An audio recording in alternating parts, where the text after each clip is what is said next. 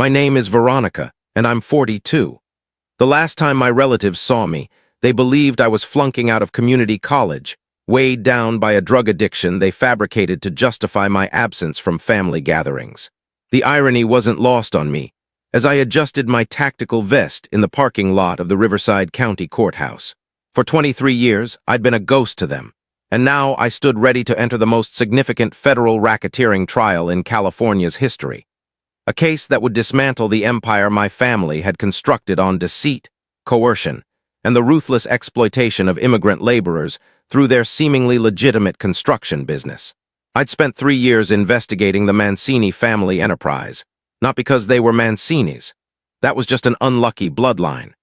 But because they'd been funneling money for a Mexican cartel while treating undocumented workers as disposable, threatening them with deportation if they dared ask for basic protective gear or fair pay. 18 lives had been lost in avoidable accidents, 18 families shattered so my Uncle Vince could afford another luxury boat. The sun dipped below the horizon behind the courthouse as I reviewed my case notes one last time.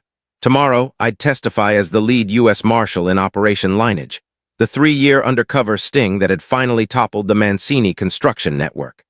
Tomorrow, my family would discover that the supposed college dropout with a drug problem had spent nearly 2 decades living under covert identities, tackling cases from human smuggling to global terrorism. But tonight, I was just Ronnie, the failure, the one too weak for real responsibility.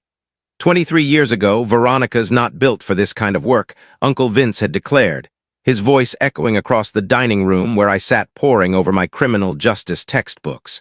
At 19, I was juggling 2 jobs to fund community college, surviving on 4 hours of sleep and still maintaining a 3.8 GPA. She's too fragile, too sentimental, he said. Look at her. She's barely awake. My mother nodded, handing another check to my cousin Nico, who just failed out of his second college but was somehow still the family's shining star. Nico's got that natural command, she said. That's what you need in law enforcement. I'd secretly applied to every federal program I could find, DEA, FBI, U.S. Marshals Service.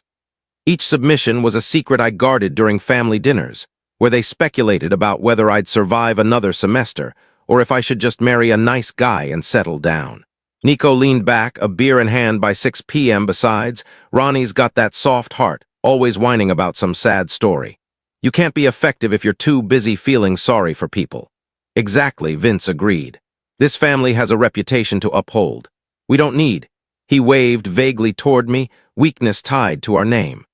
The weakness he meant was my habit of asking why their construction sites had such high accident rates, why workers vanished after injuries, why the ledgers I helped balance during summer breaks never added up. That weakness was caring about the people getting hurt. I stopped asking after Vince pulled me aside and calmly explained that my tuition could vanish as quickly as it had appeared. Family businesses demand loyalty, Veronica. You get that, don't you? I got it. I also knew every federal academy I'd applied to had waitlisted me pending character references. References I couldn't secure without jeoparding my own investigation, which had already started with those suspicious ledgers. So I vanished instead. 2 years later, the U.S. Marshals Training Academy in Glencoe, Georgia, was everything my family thought I couldn't handle. 6 months of grueling tactical drills, weapons training, legal studies, and psychological assessments. I graduated second in my class. My family thought I was in rehab. I let them believe it. Let them spread tales of my drug addiction and emotional collapse. Let them sigh regretfully when asked about Vince Mancini's niece, the one who couldn't pull herself together. It was simpler than explaining why I'd cut contact, why I'd had to erase myself from their world to do what was necessary. The truth was, I'd been recruited because of my family ties, not in spite of them. The Marshals Service had been monitoring Mancini construction for years, noting the string of workplace deaths, the questionable financial transactions, the way workers disappeared after filing injury claims. They needed someone with insider access, someone the family trusted, someone they'd never suspect of being a threat. Present day, courthouse steps.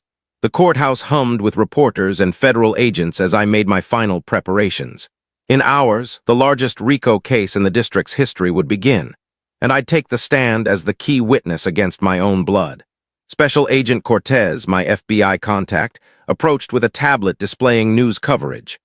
Marshal Mancini, the family's legal team, is calling this a prosecutorial witch hunt.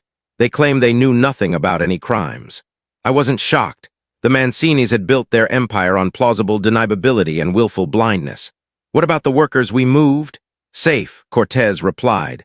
All 18 families are in protective housing with their legal status in process. The kids are in school. They're going to be fine. That was what mattered.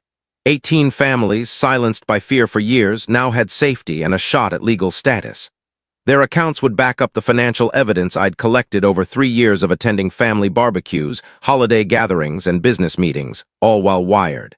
Marshal Cortez looked worried. You ready for this? Testifying against your own family, they stopped being family when I found out they were betting on which worker would die next. It was true. I'd found the betting slips in Vince's office safe, wagers on workplace deaths, treated like a grim office pool. The memory still made my blood boil. The next morning, courtroom, the federal courthouse in Los Angeles was packed. Reporters, agents, defense attorneys, and in the back, my family, all of them. I hadn't seen them in 23 years. Uncle Vince had aged poorly, too much indulgence and stress, likely from running a criminal empire. Nico looked unchanged, which somehow stung more. My mother sat between them, wearing the same disapproving frown she'd mastered when I was a teenager. They didn't recognize me. 2 decades of tactical training had reshaped more than my stance.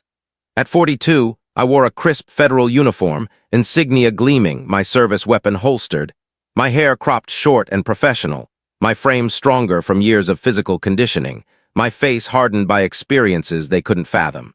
But mostly, I was invisible to them because they'd never truly seen me. The prosecution calls Deputy U.S. Marshal Veronica Elena Mancini to the stand. The room went silent. I stood, my marshal's badge visible, my 23 years of service evident in my posture. The bailiff swore me in as my family stared, stunned. Marshal Mancini, the prosecutor began, please state your position and years of service.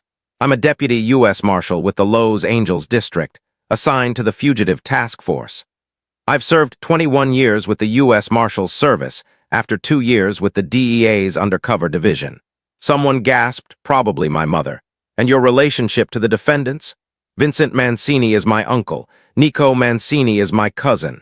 Mancini Construction was my family's business until this investigation. Please explain how this investigation started. I turned slightly, catching their faces in my peripheral vision. Vince was ashen. Nico was whispering frantically to their lawyer. My mother looked ready to collapse.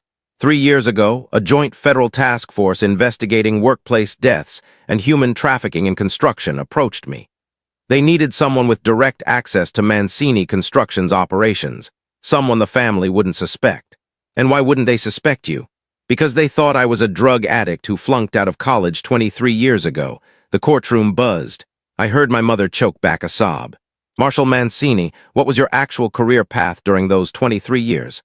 I recited my record like a citation. 2 years DEA undercover, 21 years U.S. Marshal's Service, specialized training in human trafficking, financial crimes, and organized crime, commendations in 3 states. Current role as lead deputy on the West Coast Fugitive Task Force. Did you maintain contact with your family? None. My assignment required total separation for operational security. What did they believe happened to you? They were told I'd had a drug-related breakdown and was in long-term rehab. They were advised not to reach out. The testimony was grueling, detailing 23 years of deception and investigation. Every financial crime, every recorded conversation, every witness statement about worker intimidation and safety violations poured out like a flood. The defense attorney, sharp in a pricey suit, had no leverage. How do you challenge someone who spent 3 years gathering evidence with federal surveillance? Marshal Mancini, he tried, isn't this investigation fueled by personal grudges against your family? I met his gaze. Sir, I've spent 23 years protecting people like the workers your clients killed. Revenge would have been easier and involved less paperwork. The courtroom chuckled. No further questions. After testimony, courthouse hallway. They were waiting outside the courtroom. My mother reached me first, tears streaming. Veronica, Ronnie, I don't understand. You told everyone I was an addict for 23 years, I said softly. You let them think I was weak, a failure, a stain on the family name. We were told, she stammered, reaching for me like I was still 19. I stepped back, not cruelly, but firmly. Uncle Vince pushed forward, face flushed with fury. You ruined us, your own blood. We raised you. You killed 18 people, I said. You threatened families with deportation to silence them. You bet on who'd die next. He fell silent. Nico tried next, still scheming. Ronnie, come on, family's family. We can fix this. Deputy U.S. Marshal Mancini, I corrected. And no, we can't. You're indicted for racketeering, conspiracy, and accessory to murder. But you're our family, he insisted. No, I said, my voice carrying 2 decades of authority. I'm a law enforcement officer. You're criminals. Family ended when you profited from death. My mother was still crying, reaching for the broken girl they'd invented. We love you, Ronnie. We always have. You loved the idea of me as a failure, I said. It justified your choices. The real me, the one who spent 23 years saving people you destroyed. You never wanted to know her. I turned to leave, then paused. For what it's worth, you were right about one thing. I was too soft for your world. I could never live with 18 lives on my conscience. 6 months later, the sentences were just. Vince got 25 to life. Nico got 15 years. Mancini Construction was dissolved, its assets redirected to victim compensation. The 18 families I'd helped relocate sent a card on the anniversary of the arrests. Their kids were excelling in school. The adults had found safe, fair jobs. I never saw my biological family again. They sent letters from prison, Vince's full of anger, Nico's full of self-pity, my mother's full of guilt. I didn't respond. Some betrayals cut too deep, not for what was done, but for what they reveal about who people are when they think no one's watching. I'd spent 23 years watching.